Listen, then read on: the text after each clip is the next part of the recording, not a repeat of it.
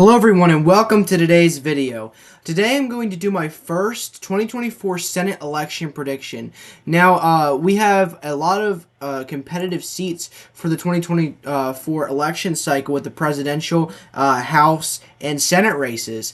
And this is what the 2024 Senate map looks like, all the states that are up and all the Senate seats that are up. So it's a little bit different from what we saw back in 2022, but the same cycle of 2018. So 2018 was a very big blue year wave. The Democrats picked up the House and pretty much stopped President Trump's second year.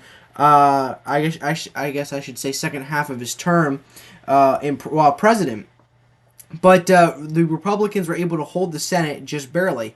While we have three main competitive seats that are really pretty much going to decide how the Senate goes. You have West Virginia, Ohio, and Montana. They're all held by Democrat incumbent senators.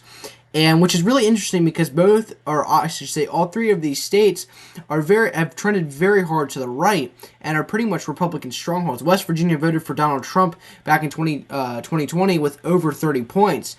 And Montana voted for Donald Trump with around 16%, while Ohio voted for Donald Trump in 2020 with 8%. So in West Virginia, we have the incumbent Democrat senator, which is Joe Manchin. He is more of a blue dog Democrat, a moderate Democrat. He kind of represents what the Democrat Party used to be, more patriotic and conservative. And the only reason why he stayed in West Virginia, being a Democrat, is just because his incumbency and how well he's been liked. But as of right now, I'm pretty sure he has like a 42% approval rating. And since West Virginia is very Trumpy, and he is voted to impeach Donald Trump twice, and I think that would that's gonna hurt him in 2024, and pretty much he's on track to lose his seat. So we can pretty much guarantee that's a Republican pickup. Now in the state of Ohio, we see Democratic incumbent Sherrod Brown. He is kind of like Joe Manchin. Both are swamp creatures, and they're really just Sherrod Brown is really just a moderate Democrat. He beat he won his seat in 2006 against Mike DeWine when he was a senator from the state of Ohio, the incumbent senator. He was the incumbent senator, and in that blue wave year, Sherrod Brown was able to beat the incumbent Mike DeWine. So he picked up that seat for the Democrats in 2006, and has held that all the way up until now. And he's most likely on track to lose his seat with against any Republican that pretty much goes up, besides Matt Dolan. So moving on to Montana, we have Jon Tester, who's the incumbent Democratic senator there, and like West Virginia and Ohio, he's on track to lose his re-election because Montana is very conservative. And Jon Tester has defied expectations every single time he's run. But this time is different, and polls have him down. And pretty much if Matt Rosendale or Greg Gianforte do win the nomination, they're pretty much going to take Jon Tester down with a very good margin. So we're going to go through and talk about most of these states. And I'm just going to give you my first election prediction for the 2024 Senate race. So the first state we're going to talk about is Arizona. The one-term independent Kyrsten Sinema, she was elected in 2018, and when she was a Democrat, barely with 50% of the vote. And but she left the Democratic Party in 2022, and Sinema is more of a moderate Democrat. She's kind of like a Joe Manchin, but she isn't an independent now. So basically, the Senate map looks at 50 for Democrats, 49 for Republicans, 1 independent. And I'm counting Bernie Sanders and Angus King in Maine as the two. They're two independents. But they pretty much vote with the Democrats 100% of the time, so I'm just considering them as in the Democratic Party. So with that being said, the Democrats do have the majority, but Kyrsten Sinema is kind of like a vote that they must need if Joe Manchin goes against them, and and Kristen Sinema goes against a Democratic vote, it's tied if they vote for with the Republicans. So it kind of just equalizes out. So the Democrats definitely do need to win the state of Arizona. And either in a hypothetical poll, Carrie Lake or Blake Masters is winning against both Gallego in the state of Arizona and Kristen Sinema. So this could be a Republican flip. It could not be. I'm not, at the time of this video, I'm going to put it as a Democratic pickup, as a tilt margin. And I'm just actually, I just wanted to start with this state just because it's kind of like a really interesting state. But now I'm just going to go with all the safe states. So we have California, Hawaii. We also have Minnesota because Amy Klobuchar, she is the incumbent, and she's probably going to win with 25 to 30 points like she did in, what was it, I think 2018. Yeah, 2018. That's correct. So, moving on, we have New York, and most likely is going to be safe. Connecticut. Connecticut's interesting. Chris Murphy, he won with like 60% of the vote. He's on track to win another term, so I'm going to put that as a safe. Rhode Island, Massachusetts. Vermont is going to be held by Bernie Sanders. Going to be pretty easy. And New Jersey. So New Jersey's interesting here. If we go down to New Jersey, let's see. New Jersey, you have Bob Mendez. He was elected with 54% back in 2018. And he's most likely to, if he runs again and wins the primary, he's most likely going to win. Excuse me, I meant New Jersey, not Delaware. He's most likely to win in the state of New Jersey, right there. Also, I think that's actually all the safe Democratic states. Now, Virginia could get kind of interesting, depending on who the nominee is, but also Delaware is going to be a safe state. So yeah. Moving on, we are going to go to the Republican safe states. This is going to be a Wyoming, Utah, North Dakota, Nebraska, and Nebraska special election. Mississippi, Tennessee, Indiana. Okay, well, actually, Indiana could get interesting as well because the state of Indiana, let's go to Indiana here. Excuse me. Try to find Indiana.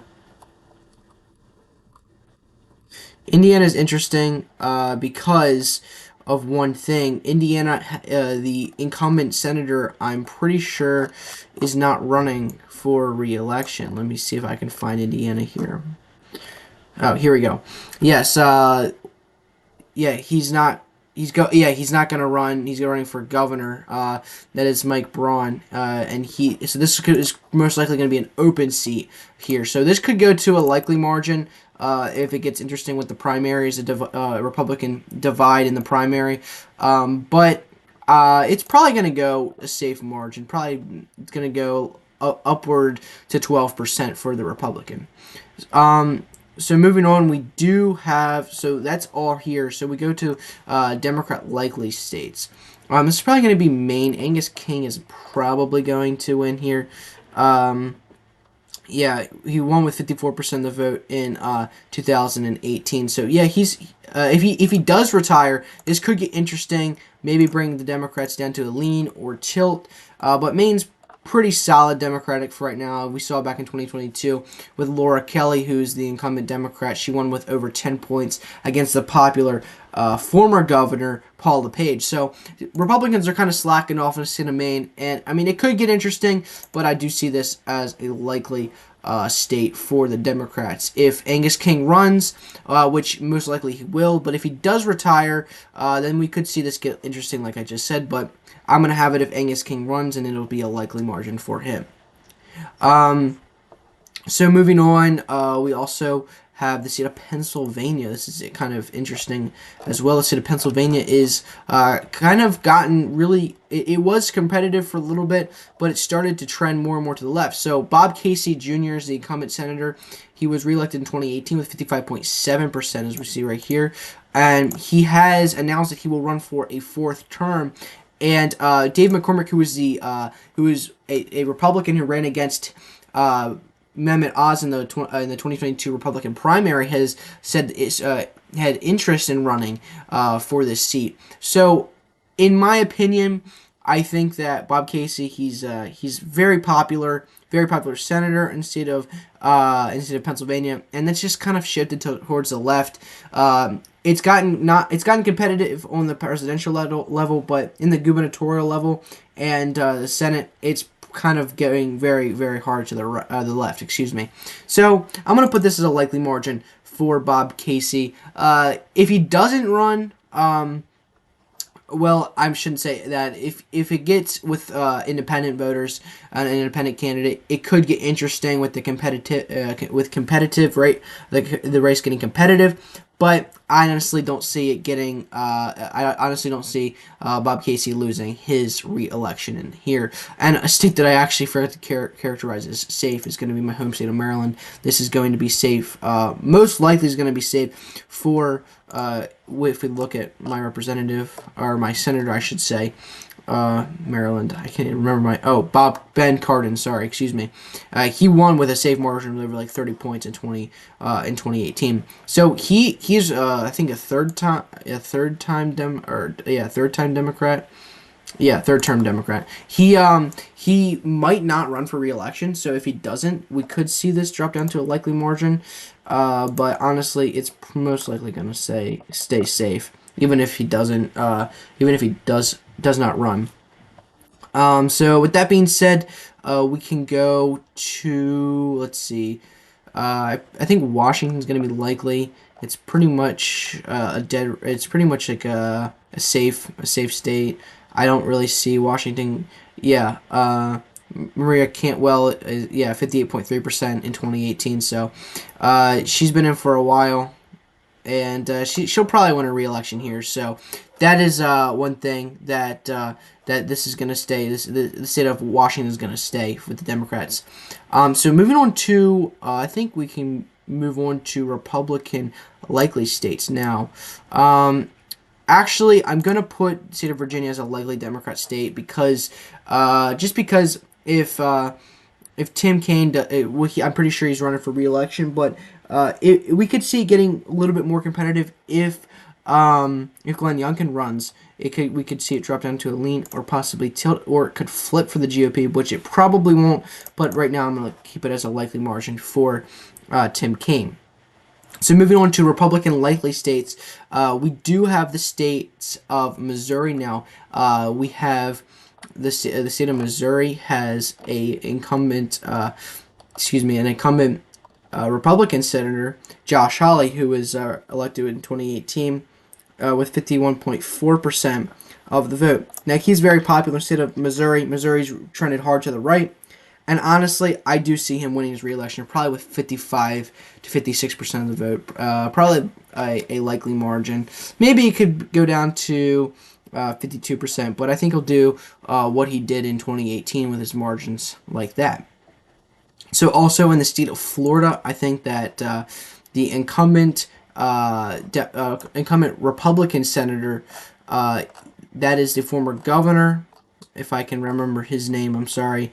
I think it's, I can't remember his name. I'm sorry, Rick Scott. Yes, Rick Scott. I don't know why I couldn't think of his name there. Rick Scott was a former governor. He ran for the seat in 2018 and flipped it from the Democrat incumbent senator. So that was very good for him to do. It was a pickup for the GOP, and is very good that the GOP really did need that. So the next state I'm going to put is West Virginia. Now, Jim Justice or Alex Mooney will most likely be the nominee, and both of them are probably going to are most likely going to take down Joe Manchin. Joe Manchin is unpopular. He isn't well liked in the state of West Virginia. And honestly, it's going to be more of a conservative-friendly climate. Democrats really have to play defense this election, and Republicans are going to pick up a couple seats this cycle. So the next state, I'm going to characterize the state of Montana. And this state, like I said previously, is going to go for the GOP, in my opinion, as of now. I think Jon Tester could put up a decent fight. It could go down to a lean margin. But I don't see it going past that. I think it'll stay as a likely for now. This is my first prediction, so it could change. Things can change. We have a long ways till the election. So I do think that this is going to go for either the Republican Greg Gianforte, the governor, or Matt Rosendale, a representative from the state of Montana. If either of them are the nominee, it's going to go with a likely margin, probably around 5 to 7 points. So next we have the lean states for the Democrats. This includes the state of Nevada. Now, this state is going to go for the Democrats. Excuse me. This state's going to go for the Democrats because Jackie Rosen, she is the incumbent. She was elected in 2018 with 2.4% of the vote, and she is running for re-election. And I do think that this is gonna stay with the Democrats. I think that it's I don't see it necessarily flipping. Nevada has shifted to the right, but I don't think it's enough to defeat it. I mean, we saw Catherine Cortez Masto. She outperformed expectations by a lot, barely winning against Adam Laxalt. So, I mean, we could see it drop down to a tilt margin, but honestly, at the time of this video, I really just don't see it going past it. I think it's going to be a lean margin of 2 to 4%, and that's how I see it going. State of New Mexico, same thing. I think it's going to be a lean margin. The incumbent was reelected in 2018 with 54.1%. And I think it'll drop a little bit, maybe 52%. It could go to a likely, honestly, it really could go to a likely, but as of now, I think it's going to be around 4.5%, just shy of a likely margin. Now, in the state of Michigan, I think that this is a state that the Democrats will hold. Now, the incumbent Debbie Stabenow, she is resigning, or she's not resigning, excuse me, she's not running for re-election. And so, with that being said, I do think that it could get a little bit competitive if the GOP nominates a good person, not Tudor Dixon or anything like that. If they nominate a good Republican with kind of like a baseline conservative values, I think it'll go very well for the GOP and the state. I think it could get competitive, maybe 3 points. But as of now, I do see whatever Democrat does run and wins the nomination, I do see them winning at the time of this video. So moving on to the Republican lean states, we do have the state of Texas, and I do think that Ted Cruz is going to win his re-election here. He almost lost it in 2018 to Beto O'Rourke. It was very, very close, but I do think that Ted Cruz is going to keep his Senate seat. Texas is getting a little bit more competitive, but it's not there yet to where it's going to flip for the Democrats. And moving to the state of Ohio, I am going to categorize this state as a lean state for the GOP. I think the GOP is going to pick it up, and I do think that Sherrod Brown could be ousted. Now, this could get really, really competitive if the GOP nominates someone absolutely terrible like Matt Dolan, and it honestly could be a hold for the Democrats if they nominate someone absolutely terrible. But as of now, I do think it's going with a likely margin for the GOP. And for the last state, we have the Democrat tilt states. I do think the state of Wisconsin is going to go for the Democrats. Now, if we go to Wisconsin here, let me pull up Wisconsin. Let's see. Wisconsin, we have Tammy Baldwin. She was elected in 2018. With 55.4%, it's pretty good. This could come down to, it's going to be close in my opinion as of now, but I don't see it flipping for the GOP. Wisconsin's getting competitive. Trump won it, then Biden won it, and the Senate race and the gubernatorial races are kind of getting competitive. But as of now, I do think that this state is going to stay with the Democrats. So this is my final map right here for my first election, 2024 Senate election prediction. Republicans win the Senate with 52 seats to Democrats 48 seats. If you guys like this video, make sure you guys hit the like button and subscribe to the channel. Also, if you want to see more videos, again, hit that bell notification so you don't miss a single video when I post or when it comes out. If you guys would please subscribe so you can so we can hit 200 subscribers on that. Once we hit 200 subscribers, I'm going to have my 200 subscriber live stream, so make sure to have your notifications on so you don't miss when that happens. And as always, thank you, God bless you, and God bless America.